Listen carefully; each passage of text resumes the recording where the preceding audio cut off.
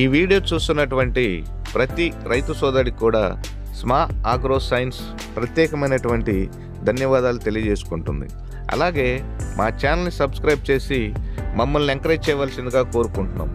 ఇక ఈరోజు ఈ వీడియో సారాంశం ఏమిటంటే ఈ యారో వచ్చేసరికి కంప్లీట్గా ప్యూర్ ఆర్గానిక్ 100% ఇది ఒక ఆర్గానిక్ ప్రోడక్ట్.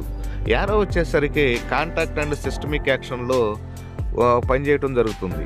ఇక దీని విధానం ఏమిటంటే గత 2 సంవత్సరాల నుంచి కూడా మామిడి రైతు సోదరుల్ని నల్లతామర పురుగు అనేది బాగా ఇబ్బంది పెట్టడం జరుగుతుంది. నల్లతామర పురుగుతో పాటుగా ఎర్రనల్లి, తెల్లదోమ అటాకింగ్ కూడా బాగా ఎక్కువగానే ఉంటుంది. అయితే యారో వచ్చేసరికి కాంటాక్ట్ అండ్ సిస్టమిక్ యాక్షన్లో వర్క్ చేయడం జరుగుతుంది. ఈ యారోని మామిడి రైతు సోదరులు స్ప్రే చేసిన వెంటనే, అంటే మ్యాక్సిమంగా 2-3 గంటల్లోనే ఇది యారో వచ్చేసరికి కంప్లీట్గా స్పీడ్ రిజల్ట్.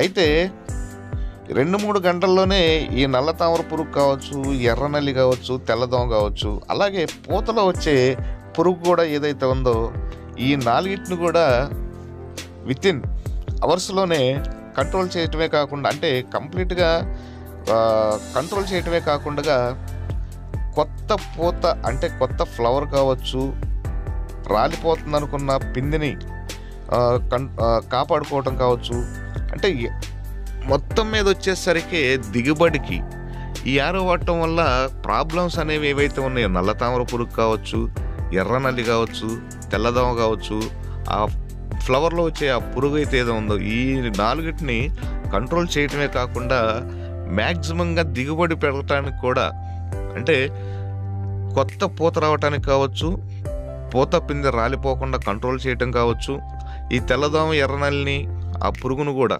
కంట్రోల్ చేసి దిగుబడి పెంచడానికి అనేది కంప్లీట్గా మన మామిడి రైతు సోదరులకి దోహదపడుతుందని చెప్పేసి మాత్రం స్మా ఆగ్రో సైన్స్ చెప్తుంది. ఇక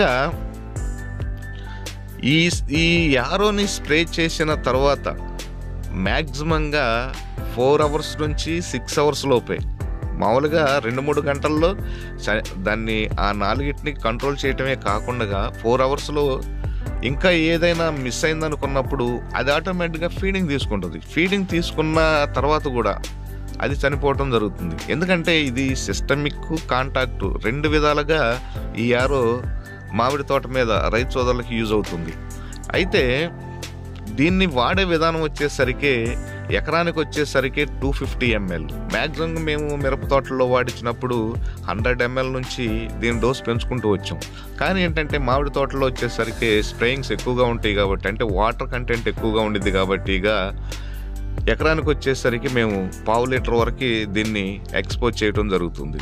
ఇక కాస్ట్ వచ్చేసరికి కూడా రైతుకి రీజనబుల్గా ఉండటం అనేది దీని యొక్క ప్రధానమైనటువంటి విషయం.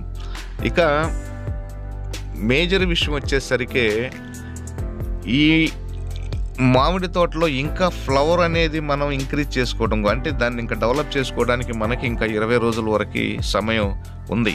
కాబట్టి ఇక ఈ టైంలో ఈ యారోని ప్రతి ఒక్క రైతు సోదరుడు కూడా, అంటే మెయిన్ మామిడి రైతు సోదరులు వచ్చేసరికి వాడుకొని దిగుబడి పెంచుకోవాలని కోరుకుంటున్నాం. మా ఛానల్ని సబ్స్క్రైబ్ చేయండి, మమ్మల్ని ఎంకరేజ్ చేయండి. Thank you. జై హింద్.